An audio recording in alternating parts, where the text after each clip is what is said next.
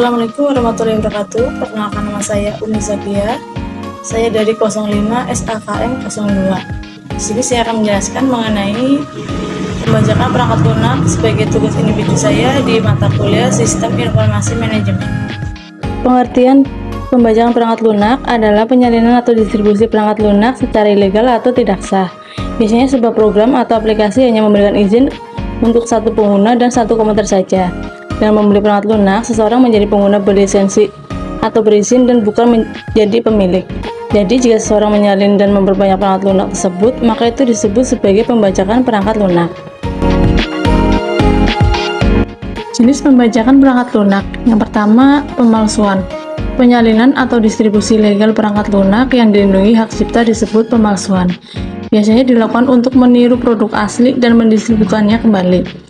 Selain perangkat lunak palsu, fitur keamanan, perjanjian lisensi, label kemasan, dan kartu registrasi juga dapat disalin.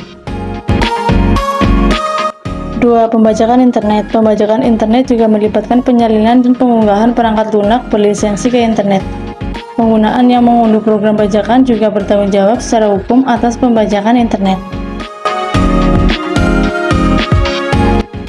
Perangkat lunak, soft lifting, soft loading, atau pembajakan pengguna akhir adalah pembajakan perangkat lunak yang paling luas. Biasanya melibatkan satu orang yang membeli salinan perangkat lunak berlisensi dan kemudian membagikannya dengan banyak orang yang tidak berwenang secara hukum untuk menggunakannya. 4. Memuat harddisk. Pemuatan harddisk adalah pembajakan perangkat lunak komersial yang terjadi ketika penjual komputer memasang salinan program perangkat lunak yang tidak sah di komputer mereka, sehingga calon pembeli akan menganggapnya lebih menarik.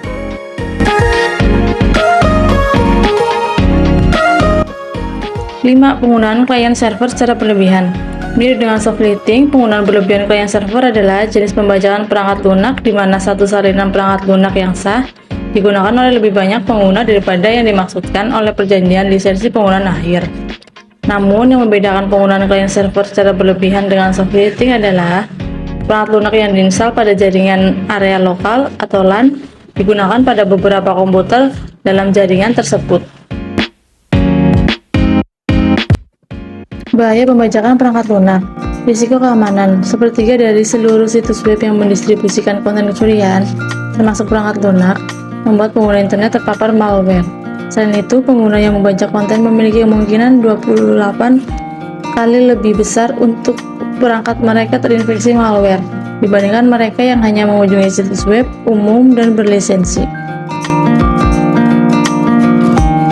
Konsekuensi hukum. Jika Anda membajak perangkat lunak atau konten di Amerika Serikat dan tertangkap basah, Anda akan menghadapi hukuman penjara hingga 5 tahun, denda $250, dan catatan kejahatan. Namun, karena pembajakan adalah kejahatan federal.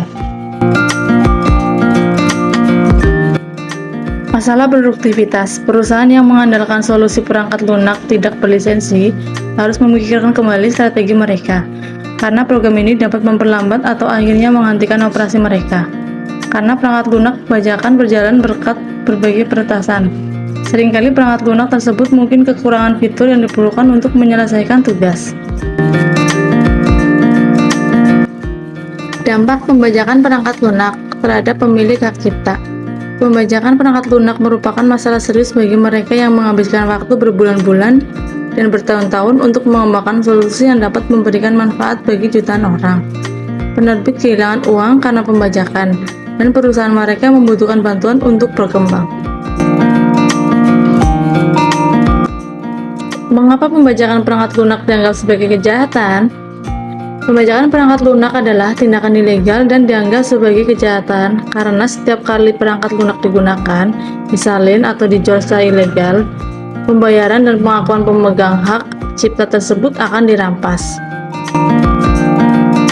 Bagaimana melindungi diri Anda dari pembajakan perangkat lunak?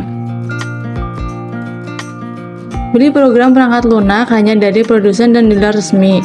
Pilih dengan bijak dari situs web mana Anda mengunduh. Pindai file dari virus.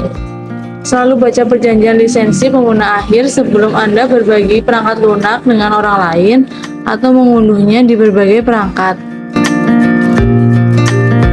Cara yang diterapkan perusahaan untuk menangani pembajakan.